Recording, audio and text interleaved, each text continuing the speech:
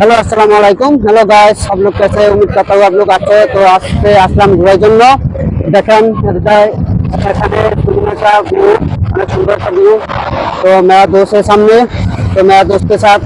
Hello अस्सलाम वालेकुम। वालेकुम अस्सलाम। हाँ ठीक हो? आप कैसे? हैं? तो আপনারা হ্যালো গাইস, আসলে আজকে যে জায়গায় আমরা দাঁড়িয়ে আছি সেটা হচ্ছে মালেটু বড়মানের ব্রিজের পাশাপাশি। তো আমরা সাগরে দেখতে পাচ্ছি অনেক সুন্দর ঢেউ হচ্ছে। তো এই ঢেউয়ের মধ্যে আবার মানুষরা সাঁতার কাটতেছে, আমরা তাও দেখতে পাচ্ছি। তো সবাই অনেক সুন্দর ঢেউ নিতেছে। আসলে এই মনোরম পরিবেশটা আমাদের জন্য এবং সবার জন্য